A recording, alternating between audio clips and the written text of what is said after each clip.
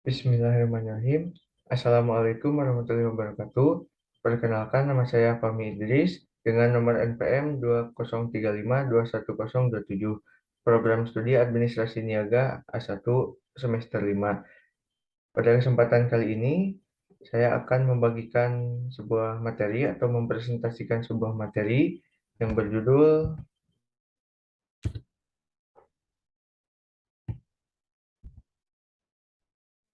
Laporan Keuangan. Yang pertama, definisi atau pengertian laporan keuangan. Jadi, laporan keuangan itu bisa diartikan sebagai pencatatan dan pelaporan uang serta transaksi yang terjadi pada bisnis yang dijalankan, yang biasanya dibuat pada periode tertentu, yang menyesuaikan kebutuhan dan kebijakan perusahaan. Menurut Ikatan Akuntansi Indonesia atau IAI, laporan keuangan merupakan bagian dari proses pelaporan keuangan. Laporan keuangan yang lengkap biasanya meliputi neraca, laporan laba rugi, laporan perubahan posisi keuangan, catatan, dan laporan lain serta materi penjelasan yang merupakan bagian integral dari laporan keuangan.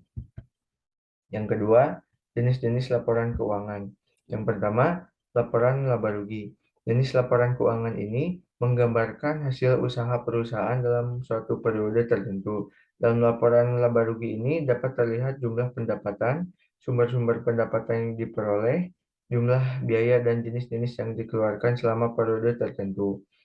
Laporan ini digunakan untuk mengevaluasi kinerja yang telah dicapai perusahaan dan juga memberikan gambaran tentang pencapaian arus kas di masa yang akan datang.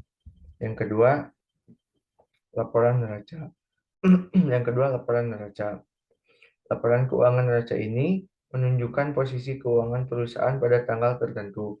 Posisi keuangan tersebut artinya posisi jumlah dan jenis aktivitas atau harta dan pasifa atau kewajiban dan ekuitas perusahaan. Yang ketiga, laporan perubahan modal. Laporan ini berisi jumlah dan jenis modal yang dimiliki pada saat ini dan juga menjelaskan perubahan modal beserta sebab-sebab terjadinya. Untuk perusahaan dengan bentuk perseroan, laporan ini disebut sebagai laporan perubahan ekuitas pemegang saham. Laporan perubahan modal ini sangat bermanfaat untuk mengidentifikasi penyebab perubahan ekuitas pemilik perusahaan atas nilai aktiva yang menjadi haknya. Yang keempat, laporan arus kas. Jenis laporan arus kas ini menunjukkan arus kas masuk dan arus kas keluar perusahaan. Arus kas masuk berupa pendapatan atau pinjaman dari pihak lain, sementara arus kas keluar merupakan biaya-biaya yang telah dikeluarkan oleh perusahaan dalam periode tertentu.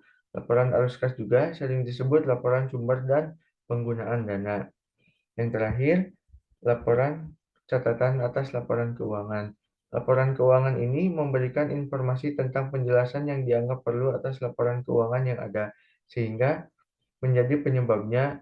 Hal ini dimaksudkan agar pengguna laporan dapat memahami dengan jelas data keuangan dalam laporan keuangan tersebut.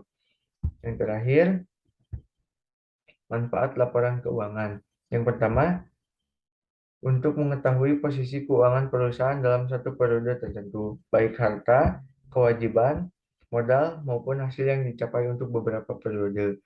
Yang kedua, untuk mengetahui kelemahan dan kekuatan apa yang dimiliki perusahaan. Yang ketiga, untuk mengetahui langkah-langkah perbaikan apa saja yang perlu dilakukan ke depannya, yang tentunya berkaitan dengan posisi keuangan perusahaan pada saat ini.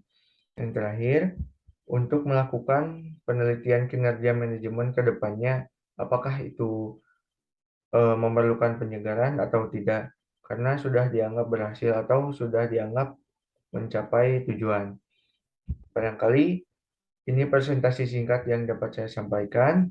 Mohon maaf atas segala kekurangannya. Semoga apa yang saya sampaikan dapat menjadi manfaat bagi kita semua. Wabillahi taufiq wal hidayah. Wassalamualaikum warahmatullahi wabarakatuh.